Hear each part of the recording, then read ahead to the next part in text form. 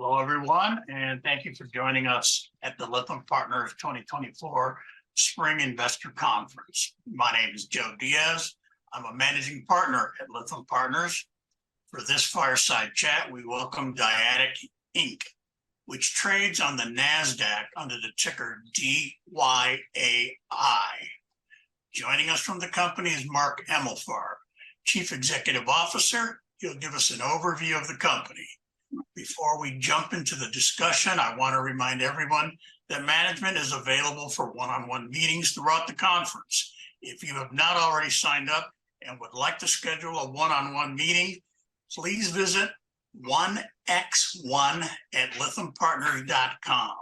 From there, you can click on the investor registration button to make your one-on-one selections. Mark, thank you so much for joining us today. We greatly appreciate your time. Thanks, Joe. Thanks for having us. So let's start with a brief overview of the company and your platforms for those who may not be familiar. Yeah, so Dyadic International has developed over the last 3 decades a method and approach to quickly engineering cell lines to produce proteins at very large scale at very low cost. We spent over 2.5 decades doing it for industrial biotech with companies like Shell Oil, BASF, DuPont, Abengoa Bioenergy, and others, where we generated over $110 million of non-dilutive capital in doing so. On December 31st, 2015, we had sold off our industrial biotech business to DuPont for $75 million and started to focus on transforming the way drugs and vaccines are produced and manufactured so that actually we can bring affordable healthcare to a global population. And we basically are making proteins for human health, animal health, and alternative proteins, which is more the industrial food nutrition sort of marketplaces. So we can broadly apply this platform, C1 for pharmaceuticals on human and animal health, and Dapibus, which are both based on a similar core structure, but in different directions. And the one on the animal proteins or the non-pharmaceutical proteins, those are made at much larger volumes at much lower cost to meet the needs to commercialize products. So we're feeding, fueling, and healing humanity to basically transform the way people eat and the way people can actually fuel their cars with lower greenhouse gas emissions, and also obviously treat more people for less in the pharmaceutical patients. You mentioned that you've got a very powerful, low-cost way to make vaccines that address conditions like bird flu and other animal species diseases that could jump over to humans. Tell us about the important possibilities that are here. Well, we again have spent over 2.5 decades creating this really fast way to make proteins that could be scaled at flexible commercial scales. It's very robust, it's very versatile. It uses standard E. coli microbial bioreactors at high yield at low cost. So unlike mRNA, there is multiple steps, very expensive. We don't have cold chain issues. You can use a standard refrigerator or an ice chest to move these things around for distribution. So not only can we make a lot of these things, can we make them affordable, they can actually be distributed due to the population areas where they're actually needed. So an example of this is during COVID, we produced a booster vaccine and took it into a phase 1 human clinical trial in South Africa, just completed. And that demonstrated not only could we make a safe and tolerable vaccine that had immunogenic response at both high and low dose, but it proves that the platform can now be used, this industrial workhorse, this very powerful capability to produce vaccine antigens that go into vaccines for human health. So it opens up the door for things like the bird flu, which we'll talk about in a minute, but also just traditional things like HPV or shingles or hepatitis or insulin or seasonal flu. So any type of recombinant protein, whether it be a vaccine or an antibody, we think we can make them quicker, faster, and cheaper than the traditional methods. And we're going to do what Elon Musk did to the car industry. We're going to transform biomanufacturing. We're not going to incrementally improve it and make billions of doses of these things very, very affordably so that everybody in the world will have access to a vaccine and increase the access and affordability to the monoclonal antibodies. So to if you want, Joe, if you want to talk about the bird flu, since it seems to be a topic of concern today, I can kind of go through what we've done already. So Dyadic, because we had this very powerful capability, and we made H1N1, we made H5, we made H7, H9, those are all different types of influenza antigens that could be used in vaccines over the last several years. We demonstrated not only hyperproductivity and low cost, we demonstrated efficacy. And so now we've taken the H5N1 gene sequence that we got from the CDC and from BARDA, the US government, last year ahead of the curve and thought about, well, bird flu is 30% more lethal potentially than COVID. If it comes, it's going to be devastating to humanity. Somebody needed to take the steps, be proactive. A little bit of prevention is probably a lot better than a pound of waiting and not getting it done.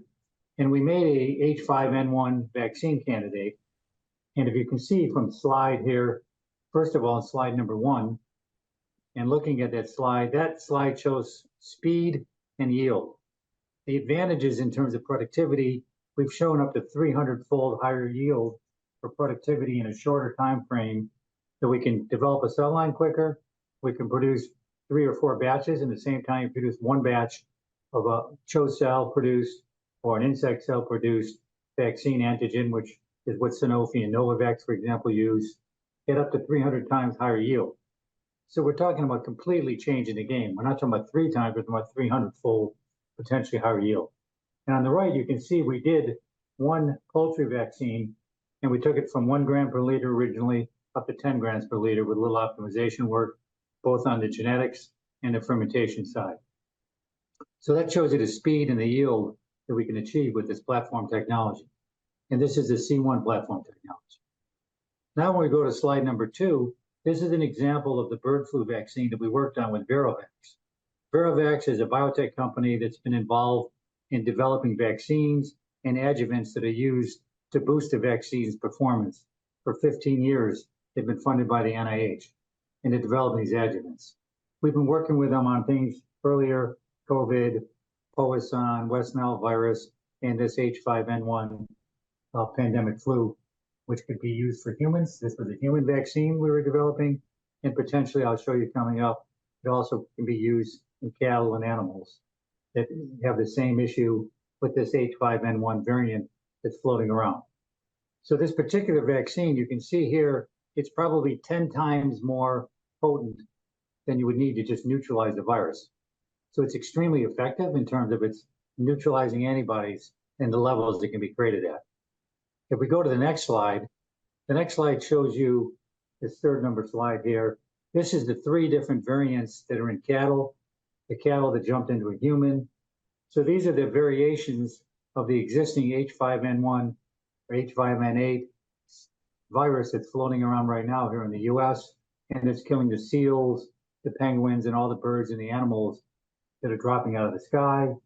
Recently, you probably heard that cats that drink the milk from the cows, half or more of them died immediately, and the other half of them maybe died 3, 4, 5 days later. So this is a serious problem in animals, but we're only 1 or 2 mutations away from it jumping into humans. In this particular vaccine, we made it 2 grams per liter in 5 days. And we can obviously optimize that, but we really don't have to. It's very productive at 2 grams per liter in 5 days. We've given an example. If you took 1 15,000 liter fermenter, that's a bioreactor size, and you ran it in purified protein in about a 2-week time frame, we can make 300 million doses if you use a 50 microgram dose, which is actually very high, probably overstating. In these trials, we use 25 and 30 micrograms. So we have a very powerful way of making a lot of these vaccine antigens at very, very high doses, very rapidly, at very, very low cost. So this is a potential global solution. And again, as I mentioned, our technology fits in a standard E. coli microbial fermenter, which are available on all the continents of the world in a variety of countries. So we're prepared. We're now looking to move this forward in a phase 1 clinical trial. And providing we get the funding, I think we have a solution that can actually help us be in a preventative mode. God forbid this moves from cattle or other mammals into human beings. So that's just an example of one of hundreds of things we can make for vaccines or antigens or therapeutic proteins with this technology. All of that said, what do you see as the pathway toward commercialization, going through obviously the approval processes, that sort of thing? What's the pathway? What's your timeline that you're thinking about? Well, we're thinking about sooner than later, okay? But it all depends on funding. So if you remember, we funded at Dyadic the phase 1 clinical trial on COVID booster vaccine. It was very successful, it was tolerable, it was safe, and it was effective. And so we've now proven that the platform can be used to make vaccines for human beings, not just animals. And so we're looking for, with BARDA, with CDC, with the NIH, with big pharmaceutical companies, for funding to move it forward. Because at Dyadic, we have the technology that can actually deliver on the promise that the world needs, but we need the funding to get into the phase 1 clinical trial. And we're in discussions with a variety of different companies right now and different funding sources to do so on a non-dilutive basis. The goal here is for us to do it non-dilutively and to either out-license it or partner it with either a governmental agency or a big pharmaceutical company, small biotech, or venture capital. So those are the different approaches. And also people like the Gates Foundation, CEPI, Wellcome Trust, WHO. So we're having conversations with most, if not all of them. And in fact, I'm going to a conference on this Sunday, vaccine conference, and we'll be meeting with several of those parties.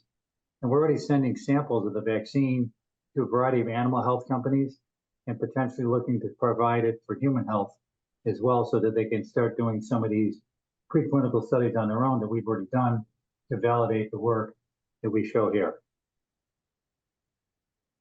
The recent release of the final clinical study report, the CSR, for a phase 1 clinical trial has started 12 fully funded vaccine antibody projects, almost half of them funded by major pharmas.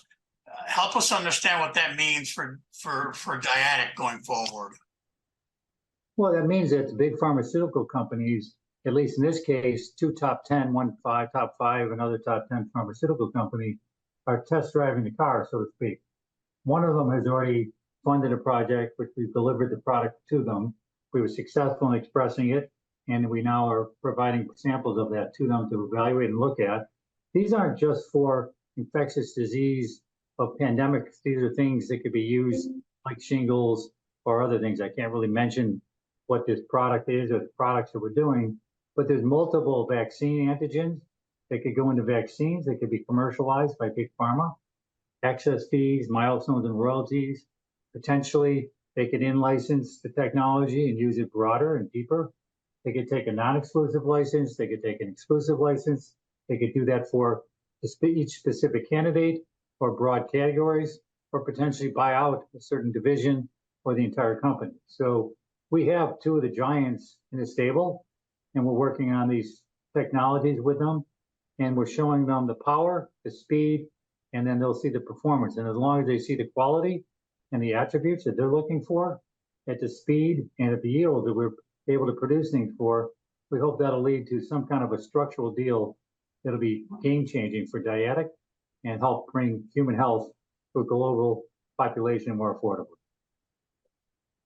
And what are the addressable markets that you're looking at?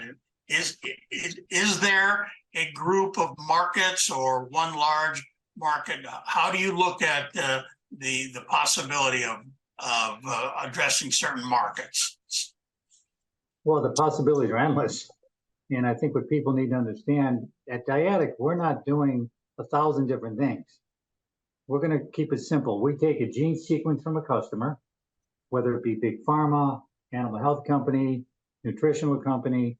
They give us a gene sequence with the amino acid sequences.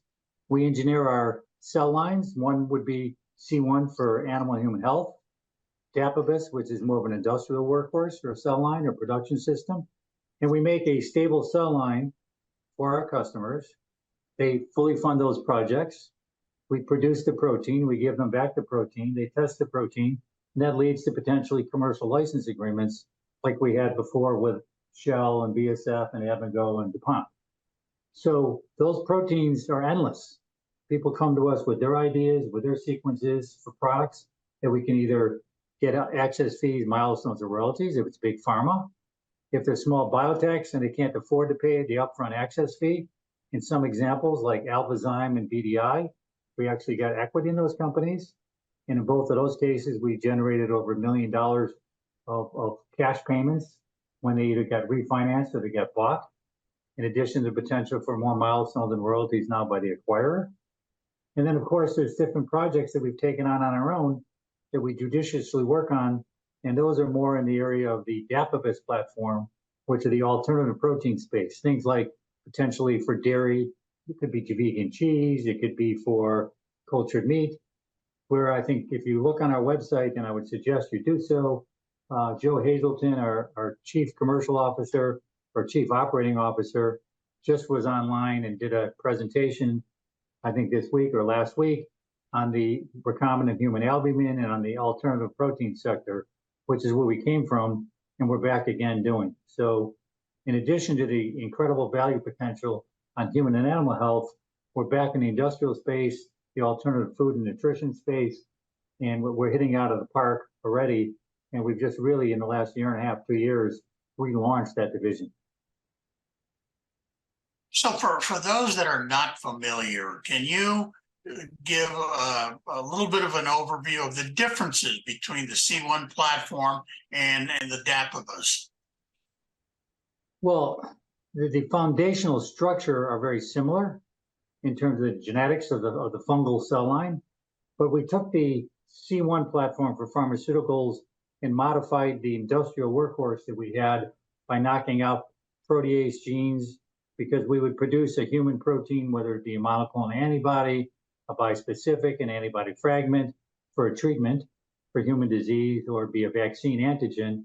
And the proteases were clipping some of those proteins, so they would chew those up in some manner. So we had to knock out sequentially, and we did that up to 14, 15 different proteases. So now that when we do this, 90% or 93% or 95% of the proteins we put into the gene sequences come out stably without getting degraded. And so there's the human protein side. And of course, the yields and the costs are quite different on the human side than on the Dapibus side for the industrial platform, which is the alternative food or enzymes, animal feed, textiles, pulp and paper, biogas, things like that, cellulosic sugars for biofuels, vegan cheese, cultured meat. So those yields and costs have to be dramatically lower. So when we knocked out 14 or 15 proteases for the pharmaceutical industry to get stable proteins for use in human beings or for animals for vaccines or treatments, in the industrial side, you don't have as sensitive of proteins to the proteases. So we've been able to use earlier cell lines that we've redeveloped from the scratch from the beginning and modified where we only knock out 1 or 2 or 3 proteases that are actually needed for those proteins. So the cell line's healthier, it's more productive, and allows us to produce things at larger quantities at lower cost to address those more, let's say, non-pharmaceutical marketplaces for alternative proteins. So the differences are, one is used for more large cost, low volume, or large volume, low cost. And the other one is used for still large volume and low cost. As we mentioned, we're up to 300 times more efficient than the baculovirus insect cells from the vaccine manufacturing capabilities of companies like Sanofi and Novavax that use these baculovirus insect cells. And we've demonstrated that repeatedly in the ZAPI program in Europe, which was demonstrated independently, and in the yields you've seen where we just did the bird flu at 2 grams per liter in 5 days. A baculovirus cell typically is 20 to 50 milligrams. Maybe if they stretch it, they get 100 milligrams. Takes them 20 to 30 days to do that. But we're getting 2,000 plus in 5 days. So it's a big difference in terms of yield, speed, which we showed you earlier in the slides. So that's on the pharma side. And on the industrial side, we're already making things like recombinant human albumin and bovine albumin, which is a potential not only also for human, but things like cultured meat. And there we've reported levels of expression of upwards 20 grams per liter in 7+ days. So there's a big difference in terms of yield, in terms of cost, and in terms of power. So we apply the right one, the right microbial platform for the need that the customer has, depending on the application and the affordability of the commercial launch. Yeah, you've got a very large number of projects and collaborations that are in process right now. Looking at that landscape, which of these initiatives or programs are most likely to lead to initial revenue generation, and what kind of time frame do you think that would be? Well, the Diapabus platform is designed to bring in shorter term revenues because the regulatory requirements for an industrial product are much quicker and less, let's say, requirements than you would for a human pharmaceutical. So the recombinant albumin is something that we've mentioned in our recent conference call. I think Joe had mentioned that we have actually executed the term sheet. And so we're waiting for that definitive agreement to come in. And we expect within this quarter, Q2, to be able to announce that deal. So that's the nearest term thing.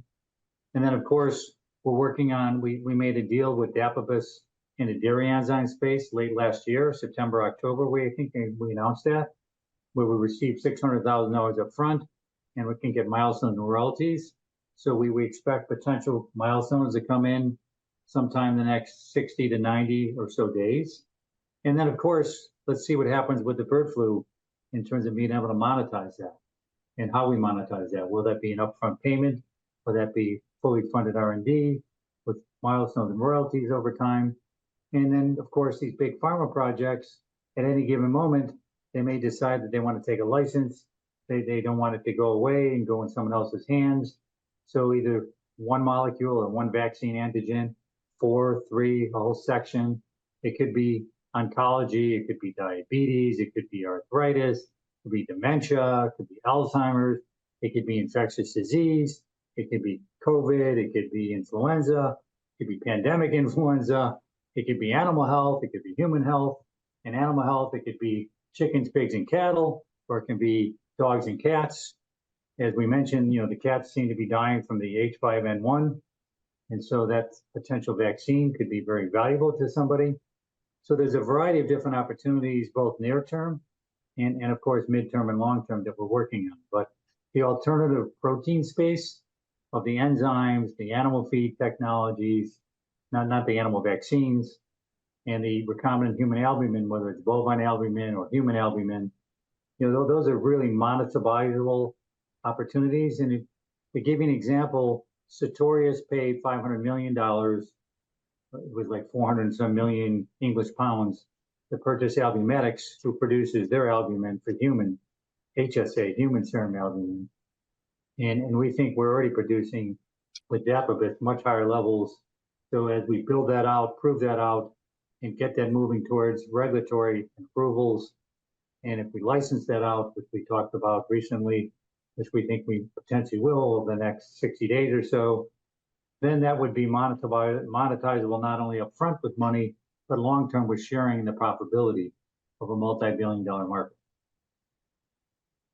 Mark, it appears that you're building a really legitimate moat that other companies would have great difficulty getting into your space. Why is that? And am I wrong in that assumption? No, I think you're absolutely right in that assumption that, again, the number of applications, the breadth, the scope, the diversity of proteins it's growing every day. AI is going to accelerate that. People are using AI, they're identifying targets. Those targets could be for human disease, could be for animal disease, it could be for alternative proteins, it could be for a variety of industries and applications. But the goal here is, how are you going to make those? At what levels do you have to make them at? At what yields you got to make them? What's the productivity level? What's the cost structure? We're coming from a 500,000 liter scale in industrial biotech down. We're not scaling up. Typically, biotech is scale to scale. Some scientists in the lab, they found a gene, it looks really good, they put it in an academic host, they produce a little bit of it in a test tube, and then they go to scale it. One, it takes forever. Two, there's, let's say, the probability of them scaling it exponentially, let's say, gets worse and worse as they keep scaling it up. We're scaling down. So we're going the other way. We're going from massive scale, low cost industrial production to obviously much smaller scale production in pharmaceuticals and just replicating what we've done before, that we brought in $110 million of non-dilutive money in the industrial sector with a more powerful technology today. Dapibus, we believe, is quicker to program, it's more productive, more predictable than what we sold to DuPont for $75 million on December 31st, 2015. So we see great opportunity. The moat is getting bigger, getting deeper, broader, and wider, but we're focused on one thing. And this is what people have to realize. We're not all over the place. We're getting a gene sequence from a customer. We're doing the same thing. We take that gene, we put it into a cell, either C1 for pharmaceuticals, animal health, human health, or alternative proteins. We use Dapibus. So it's the exact same tools, just different cell lines that have different properties in terms of yield, productivity, stability, all the things we talked about. And we're just producing protein. And then we're working on fermentation optimization to optimize the process. And then we're giving that protein to the customer. The customer then looks at it, whether it be for cosmetics, whether it be for a biosimilar, a biobetter, a brand new alternative drug, a vaccine, a treatment, or cultured meat or vegan cheese or biofuels or biogas. They're just taking that, they're trying it out. If it looks good, then now we figure out how do we partner that out or get paid for it? How do we share in the piece of the pie? They need us, we need them, and together we can bring feeding, fueling, healing the world and bringing proteins to humanity that can be affordable, functional, and obviously bring benefits to humankind and animal kind. Well, Mark, we need to leave it there. We thank you so much for a tremendous overview of the company and the possibilities that lie ahead. Very, very exciting. For our listeners here on this Fireside Chat, just as a reminder, if you have not already signed up and would like to schedule a one-on-one meeting with Mark, please visit 1x1@lythampartners.com. And from there, you can click on the investor registration button to make your one-on-one selections. Again, Mark, we thank you for your time and everybody taking the time to participate in this Fireside Chat. Thank you and have a great day. Thank you, Joe.